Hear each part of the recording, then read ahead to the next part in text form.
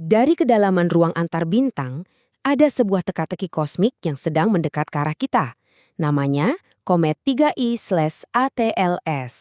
Dia ini pengunjung misterius yang sukses bikin para ilmuwan garuk-garuk kepala. Apa sih yang bikin dia begitu sulit buat dipahami? Yuk, kita bongkar sama-sama. Nah, ini dia pertanyaan intinya. Gimana caranya kita mengukur sesuatu yang bahkan nggak bisa kita lihat? Itulah tantangan terbesar yang dihadapi para astronom sekarang. Dan percayalah, ini bukan masalah yang gampang dipecahkan. Oke, biar ngerti masalahnya, kita perlu tahu dulu anatomi dasar sebuah komet. Jadi di tengah-tengahnya itu ada yang namanya inti. Anggap aja ini bola padat es dan batu, objek sebenarnya yang mau dipelajari para ilmuwan. Tapi, inti ini diselimuti sama yang namanya koma, awan gas dan debu raksasa. Koma inilah yang bikin komet kelihatan spektakuler. Tapi, disitulah masalah terbesarnya buat kita. Kita masuk ke bagian pertama, selubung debu komet.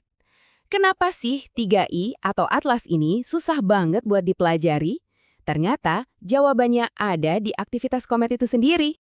Jadi gini masalahnya. Cahaya yang kita lihat dari 3I atlas itu hampir semuanya pantulan dari debu di komanya. Awan ini tebel dan terang banget, saking terangnya sampai cahaya dari inti kometnya sendiri itu benar-benar tenggelam. Ini tuh kayak kita lagi nyoba ngelihat sebutir kerikil di tengah badai pasir yang super silau. Mustahil kan? Lanjut ya, inti yang misterius. Apa yang disembunyikan oleh debu?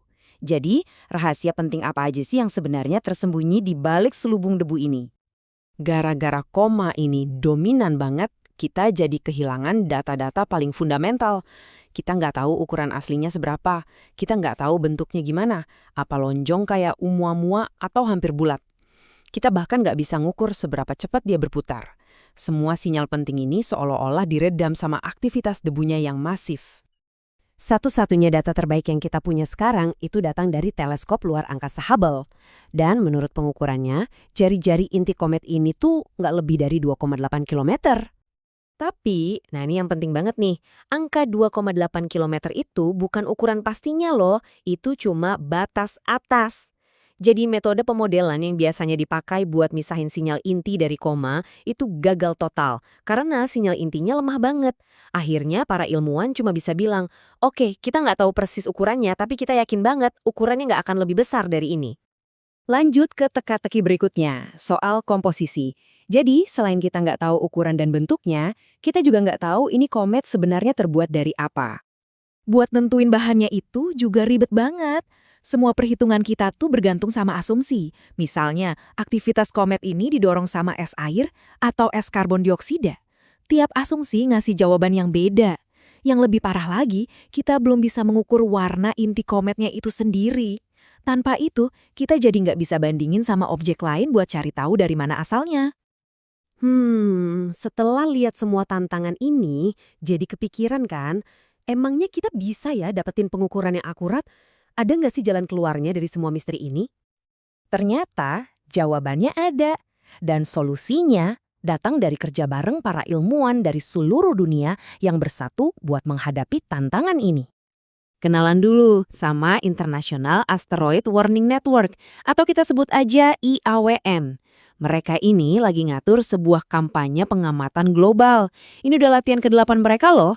Tujuannya khusus banget, ngumpulin data astrometri yang super presisi, yaitu data posisi dan pergerakan komet yang akurat banget. Dan ini bukan cuma wacana ya, jadwalnya udah ada dan ketat banget. Pendaftaran ditutup tanggal 7 November 2025, terus ada lokakarya wajib. Nah, jendela observasi utamanya bakal dibuka dari akhir November 2025 sampai Januari 2026. Di rentang waktu itu, para astronom di seluruh dunia bakal serentak ngarahin teleskop mereka ke 3I ATLS. Oke, sekarang kita masuk ke bagian berlatih untuk akurasi kosmik. Gimana sih cara mereka menembus selubung debu itu? Nah, kuncinya ada di metode yang mereka pakai. Coba bayangin bedanya. Kalau kita ngamatin asteroid, itu kan kayak ngelacak satu titik cahaya ya, relatif gampang. Nah, tapi kalau komet, ini yang disebut objek buram yang meluas. Dia tuh kabur, nggak jelas, jadi susah banget buat nentuin titik tengahnya di mana. Kutipan ini ngejelasin kenapa objek yang kabur itu jadi masalah besar. Jadi, koma dan ekor komet yang terang benderang itu bisa menipu teleskop kita. Seolah-olah pusat kometnya ada di tempat yang sedikit berbeda dari posisi intinya yang sebenarnya. Kesalahan kecil kayak gini bisa jadi fatal loh kalau kita mau memprediksi jalur komet secara akurat. Makanya buat ngatasin ini, IAWN ngasih instruksi yang spesifik banget. Pertama, semua harus kalibrasi waktu sistemnya pakai satelit. Kedua, semua harus pakai katalog bintang gaya. Ini peta bintang paling akurat yang pernah ada. Dan ketiga, semua data harus dikirim dalam format standar yang sama, namanya ADES. Ini penting biar semua data dari seluruh dunia tuh nyambung dan bisa digabungin buat dianalisis bareng. Jadi, solusinya itu bukan satu teleskop super canggih, tapi kolaborasi. Bayangin deh, puluhan, bahkan mungkin ratusan pengamat di seluruh dunia, semuanya kerja bareng, pakai metode yang sama persis, cuma buat ngatasin bias yang disebabkan sama selubung debu komet. Ini nih, sains dalam bentuknya yang paling keren dan kolaboratif. Nah, jadi pertanyaannya sekarang, dengan bersatunya para pengamat dari seluruh penjuru dunia, rahasia apa aja nih yang akhirnya bakal dipaksa diungkap sama si 3i Atlas? Jawaban dari pengamatan ini bisa jadi akan mengubah cara kita memandang para pengunjung dari luar tata surya kita. Kita tunggu aja hasilnya.